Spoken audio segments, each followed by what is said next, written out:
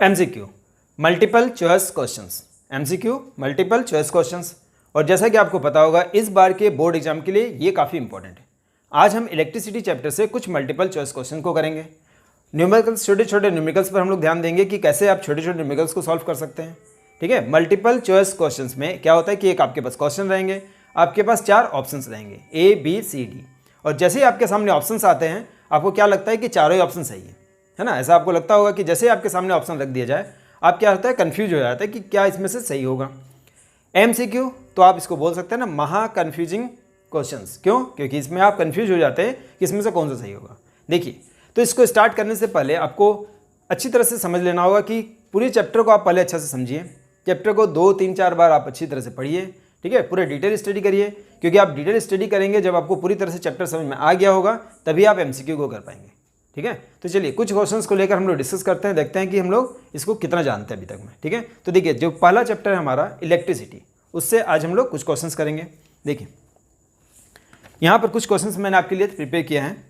जो पहला क्वेश्चन है, जैसे पहले कुछ क्वेश्चंस काफ़ी इजी होंगे, फिर धीरे धीरे आपके लिए कुछ न्यूमेरिकल्स बेस्ड भी होंगे। जो यहाँ पर पहला question unit of charge is, पहला क्वेश्चन क्या है कि the unit of charge is. पहले कुछ क्वेश्चंस काफ़ी सिंपल होंगे, उसके बाद धीरे धीरे हम लोग इस पर कुछ न्यूमेरिकल्स पर भी डिस्कस करेंगे। देखिए जो पहला क्वेश्चन हमारे पास the unit of charge is, तो यहाँ पर आपके पास ऑप्शंस है ampere, coulomb, farad and volt. अब यहाँ सोचना है आपको कि इसमें से कौन सा सही आंसर होगा। ठीक है, सोचिए आप यहाँ पर क्या होगा।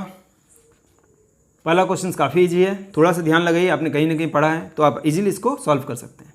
क्या लग रहा है आपको कि क्या होना चाहिए? ठीक है, तो आपको लग रहा होगा ये कूलम है, तो ये काफ़ी क्वेश्चन इजी था। पहला का आंसर क्या हो गया? कूलम।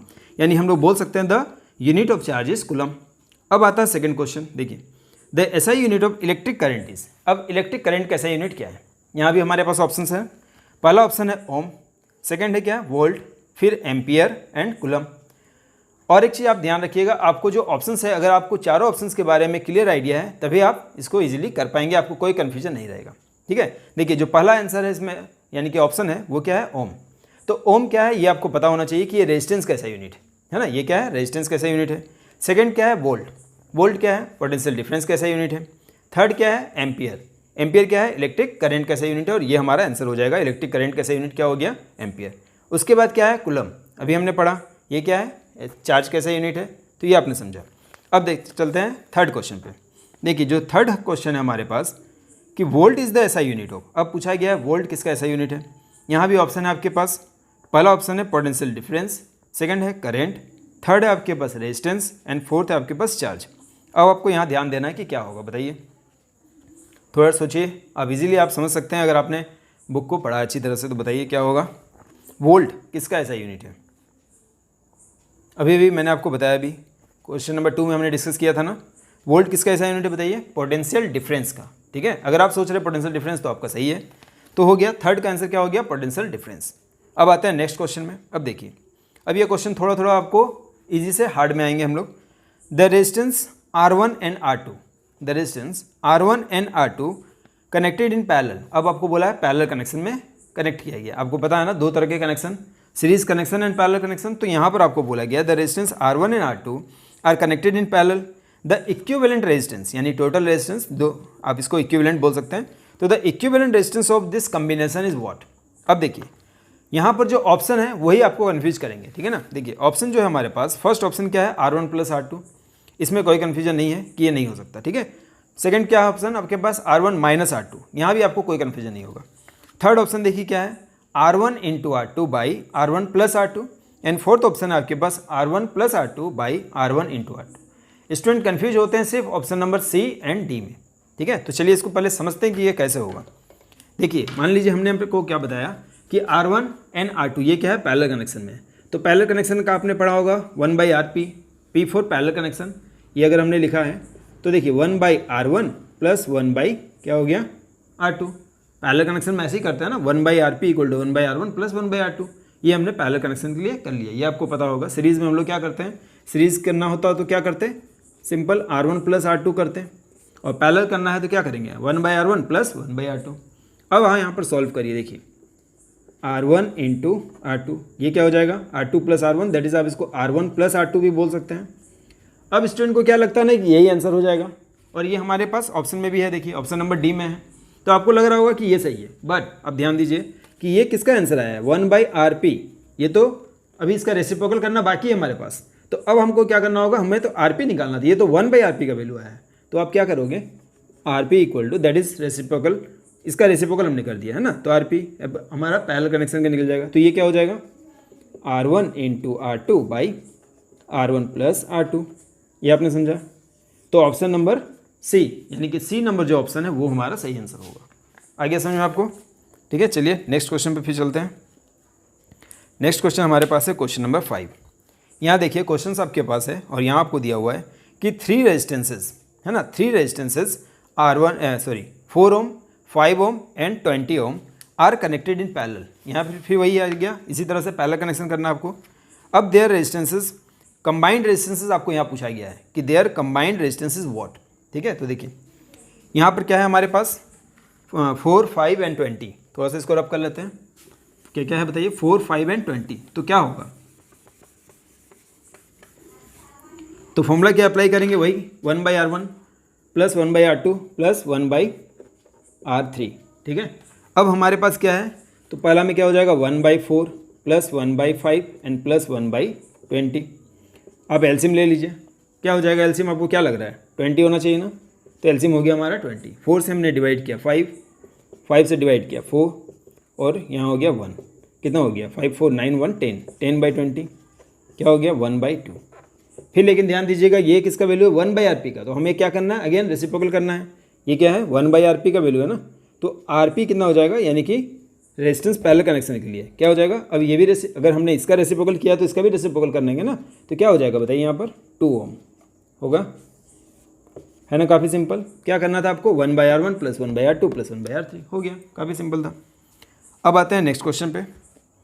अब देखिए, अब जो हमारे पास नेक्स्ट क्वेश्चन है कि the device used for measuring current is. अब ये बहुत ही इंटरेस्टिंग है, देखिए कैसे इंटरेस्टिंग है। The device used for measuring current, measure, यहाँ पर आपको ये वर्ड पर ध्यान देना, मेजर करना है, डिटेक्ट नहीं। ठीक है, the device used for measuring current is what. पहला ऑप्शन है आपके पास गैल्वेनोमीटर, फिर क्या है एमीटर, वोल्टमीटर एंड पोटेंशियोमीटर। अब आपको यहाँ ध्यान देना होगा, अगर मेजरिंग करंट बोला जाए तो ऑप्शन क्या होगा, मतलब कौन सा आंसर होगा, एमीटर, है ना, अगर आपको मेजर बोला जाए। लेकिन अगर आपसे यहीं पर लिखा रहता डिटेक्ट, ठीक है, कि the device used for detect, अगर आपको सिर्फ करंट को डिटेक्ट करना होता है कि इस सर्किट में करंट पास हो रहा है या नहीं हो रहा है, ठीक है, तब हम क्या लिखते हैं उसमें गैल्वेनोमीटर। गैल्वेनोमीटर क्या करता है, करंट को डिटेक्ट करता है, डायरेक्शन ऑफ करंट बताता है। ये क्या बताता है, डायरेक्शन ऑफ करंट भी आपको बताता है या करंट को डिटेक्ट करता है। अगर गैल्वेनोमीटर में हलचल हो रहा है, इसका मतलब क्या, सर्किट में से करंट फ्लो हो रहा है, ये आपने समझा। तो डिटेक्ट रहेगा तो आप क्या लिखोगे, गैल्वेनोमीटर, और अगर मेजर रहेगा तो क्या लिखेंगे हम लोग, एमीटर। ठीक है, यहाँ कंफ्यूज मत होइएगा, ये बहुत इंपॉर्टेंट है, ठीक है ना, इसको अच्छे से तो नोट कर लीजिए। अब आता है नेक्स्ट क्वेश्चन, देखिए क्या हमारे पास, क्वेश्चन नंबर 7। क्वेश्चन नंबर 7 में आपसे बोला गया है 3 रेजिस्टेंसेस ऑफ 1 ओम ईच, है ना, 3 रेजिस्टेंस है 1 ohm each are connected to form a triangle. क्या बनाया गया है, एक ट्रायंगल बनाया गया है। ये क्वेश्चन भी काफ़ी इंपॉर्टेंट है, देखिए the resistance between any two terminals के बीच में आपसे पूछ रहा है रेजिस्टेंस क्या होगा। ऑप्शन क्या क्या है, ऑप्शन से यहाँ कोई मतलब नहीं है, आप पहले इसको बना लीजिए, आपको इजीली समझ में आएगा तभी, क्योंकि ऑप्शन देख के आपको ऐसे भी कन्फ्यूजन ज़्यादा हो जाएगा, है ना। तो देखिए यहाँ पर पहले हमने एक ट्रायंगल बना लिया इस तरह से, यहाँ मैंने नाम दे दिया A, B एंड C, ठीक है। अब आपसे पूछा गया एनी 2 टर्मिनल, कोई भी 2 टर्मिनल आप चूज़ कर लीजिए, चाहे AB, चाहे BC, चाहे AC, कोई भी 2 टर्मिनल। मान लीजिए हमने ये दोनों चूज़ कर लिया, ये 2 टर्मिनल हमने चूज़ कर लिया, और यहाँ पर क्या बोला गया है 1 ओम, यहाँ भी 1 ओम और यहाँ भी 1 ओम। यहाँ आप रेजिस्टेंस बना सकते हैं इस तरह से, देखिए यहाँ अगर हमने रेजिस्टेंस बना लिया इस तरह से, यही होता है ना, जिगजैग, हो गया रेजिस्टेंस हो गया। अब आपसे पूछा गया एनी 2 टर्मिनल, एनी 2, कोई भी 2 टर्मिनल ले लीजिए, दिस वन। अब देखिए ये जो हो गया, ये टर्मिनल से ये टर्मिनल के बीच में आपसे पूछा गया है। अब ये लाइन, इस पाथ को अगर हम देखें, ये पाथ, ठीक है, ध्यान दीजिएगा, ये पाथ जो है वो क्या होगा, ये पाथ हमारा, इसमें हम लोग अगर मान लेते हैं अगर ये सीरीज़ में है और ये भी सीरीज़ में इधर से, लेकिन ये सीरीज़ इस सीरीज़ के साथ क्या है, पैरेलल में है, क्या होगा, ये सीरीज़ इसके साथ क्या है, पैरेलल में। अगर आप इधर से जाते हैं तो 1 + 1 2 हो गया, और ये 1, तो ये 2 ओम इस 1 ओम के साथ क्या है, पैरेलल कनेक्शन में आ जाएगा। ये ध्यान दीजिएगा ना, इधर से जो 2 ओम है वो 1 ओम के साथ क्या हो गया, पैरेलल कनेक्शन में आ गया। तो अगर हम फिर से 1/RP अगर हमें निकालना हो तो क्या हो जाएगा बताइए, तो 1 बाई ये कितना हो चुका है 2 ओम, तो यहाँ हमने 2 लिखा और इधर कितना है 1 ओम। ठीक है, इसको हम पैरेलल कनेक्शन क्यों कर रहे हैं वो समझिए। ये हमारा सीरीज हो गया, ये भी सीरीज है मान लीजिए इधर से, तो ये दोनों आपस में क्या होंगे, एक दूसरे के पैरेलल होंगे। ये दोनों क्या होंगे, एक दूसरे के पैरेलल होंगे। इसी को आपको समझना है। अगर आपने ये समझ लिया कि ये पैरेलल हो रहे हैं एक दूसरे के, मतलब इधर से अगर लेते हैं और इसको लेते हैं तो ये 2 और ये 1 पैरेलल है आपस में। अब यहाँ पर आप इसका सॉल्व करिए, देखिए एलसीएम कितना हो गया 2 और यहाँ क्या 1, यहाँ 2, कितना हो गया 3/2। अगर ऑप्शन में अगर 3/2 हो तो फिर आपको कन्फ्यूजन होगा कि 3/2 आंसर हो जाएगा क्या, नहीं ना। फिर हमें क्या करना है, हमें तो आरपी निकालना है। तो इसका रेसिप्रोकल दैट इज इसका रेसिप्रोकल, तो कितना हो जाएगा 2/3। तो सही आंसर क्या होगा 2/3, है ना। इसलिए देखिए ऑप्शन में यहाँ पर जानबूझ के कन्फ्यूज करने के लिए 2/3 एंड 3/2 दोनों दिया हुआ है। तो आपको यहाँ ध्यान से समझना है कि 1/RP है 3/2, तो आरपी निकालेंगे तो क्या हो जाएगा 2/3, यानी 2/3 इज द करेक्ट आंसर। समझा आपने। चलते हैं नेक्स्ट क्वेश्चन पे। अब देखिए नेक्स्ट क्वेश्चन हमारे पास है what is the unit of dash watt, WATT watt, WHAT watt वाला नहीं, WATT what is the unit of watt. ठीक है, what is the unit of watt. अब आपसे पहला क्वेश्चन इसमें पूछा गया है, मतलब ऑप्शन है आपके पास electric current, electric energy, electric power and potential difference. अब आप यहाँ पर समझिए, जैसे टपोरी भाषा में आपने सुना होगा ना कि उसने उस लड़के की वाट लगा दी। अगर 2 लड़का है, दोनों एक लड़का दूसरे लड़का का वाट लगा दिया, या इस लड़के ने उस लड़के की वाट लगा दी, तो मतलब क्या हुआ। अब क्या समझते हैं, जिसके पास ज़्यादा पावर है वो कम लड़के के पावर को क्या करता है, वो उसका वाट लगाता है, यानी पावर। तो यहाँ पर आपको समझ में आ रहा है, पावर है तभी ना वाट लगा रहा है उसका। तो यहाँ पर क्या हो गया, आपको यहाँ पर एक बस कहीं ना कहीं से एक इसको समझ सकते हैं इस तरह से। तो क्या हो जाएगा, व्हाट इज़ द, क्या होगा ऑप्शन नंबर सी, यानी इलेक्ट्रिक पावर। ठीक है, यहाँ आपने समझा कि what is the unit of electric power. अब आता है देखिए नेक्स्ट क्वेश्चन, काफ़ी इजी था ये 8 नंबर। अब देखिए नेक्स्ट क्वेश्चन जो हमारे पास है, kilowatt hour is the unit of. अब आपसे पूछा गया किलोवाट आवर, ये भी काफ़ी इंपॉर्टेंट है, इसको ध्यान समझिएगा।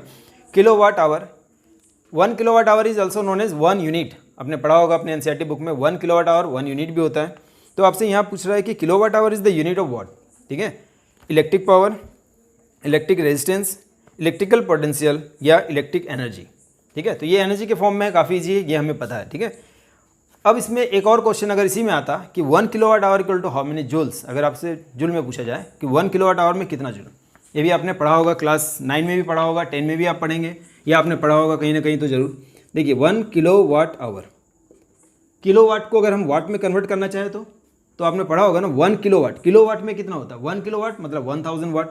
तो इसको मैंने पहले कर लिया 1000, 1 किलोवाट को क्या किया 1000 वाट। आवर को पहले करते हैं मिनट, और मिनट को करते हैं क्या सेकेंड, तो ये क्या हो गया सेकेंड। ठीक है, अब देखिए यहाँ अगर इसको इंटू करें 6 6 जा 36, 1 2 3 4 5, कितना जीरो हो गया 5 जीरो, क्या हो गया यूनिट क्या हो जाएगा वाट सेकेंड। ठीक है, वाट सेकेंड ना। तो अब देखिए वाट सेकेंड यानी इसी को हम लोग क्या बोलते हैं जूल, तो इसी को वाट सेकेंड यानी क्या बोल देंगे, ये ऐसा यूनिट में अगर लिखेंगे कि ऐसा यूनिट क्या हो गया जूल हो गया। अब इसको आपने पढ़ा होगा क्लास 8 में पढ़ा होगा शायद कि स्टैंडर्ड फॉर्म में कैसे लिखेंगे। देखिए अभी कहीं पर पॉइंट नहीं है ना, इसका मतलब एकदम लास्ट में पॉइंट है। अगर कोई नंबर में कहीं भी पॉइंट ना हो तो आपको पता होता है कि उसके लास्ट में पॉइंट है। 20 अगर है तो 20.0 है यानी, तो यहाँ पर पॉइंट यहाँ है। आपको इस पॉइंट को कहाँ लाना है, यहाँ लाना है। कहाँ, इस पॉइंट को यहाँ लाना है। इसका मतलब आपको कितना घर जंप करना है, गिनिए 1 2 3 4 5 6, तो ये क्या हो जाएगा 3.6 इंटू 10⁶ जूल। समझा यहाँ तक आपने, क्या हो गया 3.6 इंटू 10⁶ जूल, यानी 1 किलोवाट आवर।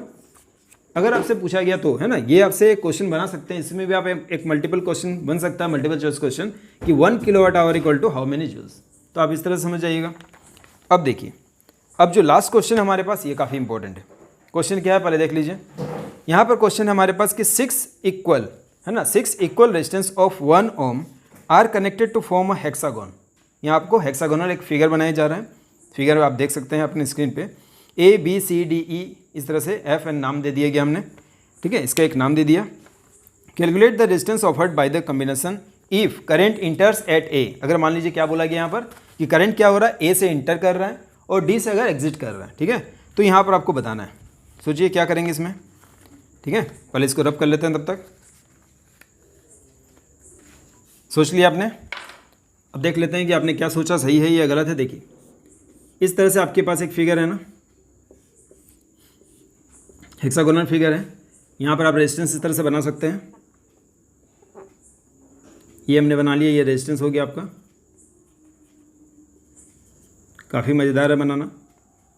हो गया, ये दिया हुआ आपको 1 ओम, यहाँ भी 1 ओम, यहाँ भी 1 ओम, ये हो गया 1 ओम, 1 ओम एंड 1 ओम। ठीक है, अब आपसे क्या पूछा गया है कि current enters at A and leaves at D. ये पॉइंट का नाम हमने डी दे दिया। अब आप ध्यान दीजिए, ये हमारा सीरीज़ कनेक्शन हो गया। इसको अगर मान लीजिए हमने नाम दिया आर एस, तो आर एस सीरीज़ कनेक्शन में क्या हो जाएगा, इसको आप ऐड कर लीजिए, 1 + 1 + 1 कितना हो गया, 3 ओम हो गया। अब ये देखिए, ये भी हमारा सीरीज़ कनेक्शन है। ये सीरीज़ कनेक्शन, इस सीरीज़ कनेक्शन, ये सीरीज़ में है ना, और ये सीरीज़ है, लेकिन ये दोनों आपस में क्या है, एक दूसरे के पैरेलल हैं। अगर मान लीजिए इसका हमने नाम दे दिया आर एस डॉट, ठीक है, क्या नाम दे देंगे, आर एस डॉट। यहाँ भी 1 + 1 + 1 क्या हो गया, 1 + 1 + 1 कितना हो गया, 3 ओम। लेकिन ये दोनों आपस में क्या है, एक दूसरे के पैरेलल है। ये दोनों क्या है, एक दूसरे के पैरेलल है। अब हम आ जाते हैं पैरेलल कनेक्शन में, यानी आर पी पैरेलल कनेक्शन के लिए। तो क्या लिखेंगे, 1/RS + 1/RS डॉट। इसी तरह से लिखेंगे ना, 1/RS + 1/RS डॉट। अब देखिए क्या करेंगे, 1/RS कितना था आपके पास, 3। यहाँ भी देखिए RS डॉट कितना हमारे पास, अगेन 3। एलसीएम लेना है, ले लीजिए, क्या हो जाएगा, 1 + 1 दैट इज़ 2/3। लेकिन ये क्या है, 1/RP का वैल्यू है ना, तो इसको आपको क्या करना होगा, उल्टा कर लीजिए, यानी इसका रेसिप्रोकल कर लेते हैं। तो रेसिप्रोकल कर लेंगे तो RP क्या हो जाएगा आपके पास, अगर हम इसको रेसिप्रोकल करेंगे तो यहाँ भी रेसिप्रोकल होगा ना, तो ये क्या हो गया, 3/2। 3/2 दैट इज़ 1.5 ओम। ठीक है, 1.5 ओम। अब आपको यहाँ देखना है कि हमारे पास ऑप्शन में क्या क्या है। अगर ऑप्शन में 1.5 ओम है, टिक कर दीजिए, हो गया आंसर। तो आई होप कि आज हमने जितने भी क्वेश्चन पर डिस्कस किया है ये आपको समझ में आ गए होंगे। नेक्स्ट वीडियो में इसी तरह के कुछ और MCQ को लेकर हम लोग फिर से मिलेंगे। तब तक के लिए thank you and good bye.